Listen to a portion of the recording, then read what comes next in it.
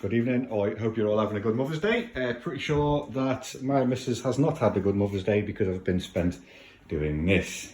So let's have a little quick look. So as you were seeing from my Insta yesterday or on my YouTube page, this was the sort of pack out gear we've designed for our lighting panels. Let's open them up.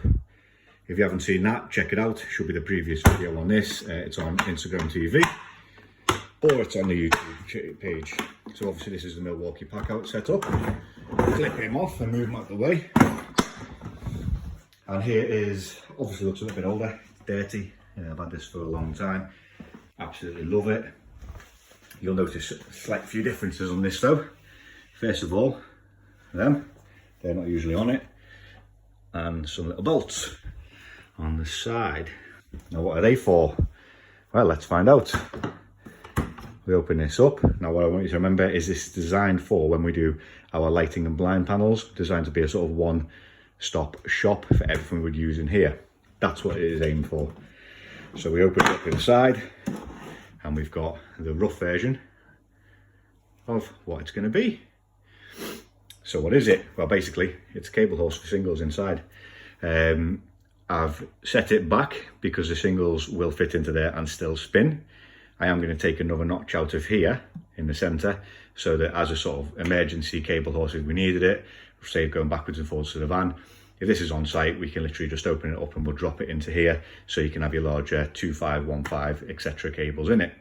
When we're doing lighting panels, we only really work with singles once everything's come in from the actual lights themselves. And we'll tend to dress in the module side of things. Again, depending on what we're doing, whether it's if it's a blind panel, for example, and things are coming in 3-core, we would put some neutral sleeving and some live sleeving on there. If not, it might just be more of a focus on the air sleeving and the tri-rated cable for the cross the modules. So the plan is that you can still use it. There's still plenty of space in there once these are coiled up. But when you are actually working on your panel, you'll be able to wheel this in, sit down. These feed through. Sleeving's always a bit of a trickier one, and then you can pull it through. Now the idea of this isn't to grip it as you would normally use as a stuffing gland. The idea is just to hold it in place, because what will tend to happen is when you're working on site and you've got your drum and you're there and you sort of do it and you snip a bit off and it'll fall to the floor, but you're coming backwards and forwards and you're picking it up from here and over there and it tends to sort of roll everywhere. The idea is now I can sit on this because it is the perfect height for working on some of the lower modules, and guess what, I can get the whole of these from under here and I can feed them out. What I've done is I've done it low enough inside so that it will spin. I can carry on feeding it out, snip whatever I need, and I know it's exactly where I want it to be there when I'm pulling them out. So yeah, perfect little size that. What I would say as well is that it is solid enough to sit on.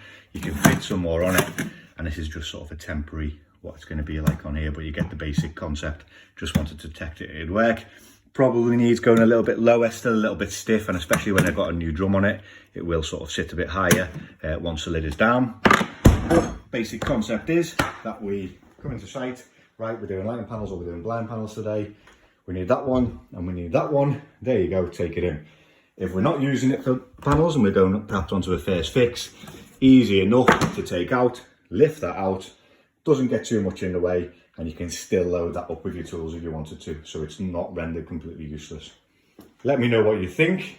I personally love it. Once it's sort of polished up a little bit and a little bit neater, I think that's going to be a cracking addition. And watch out for when we do our next lighting and blind panel, because this will obviously be making a feature. Thanks very much.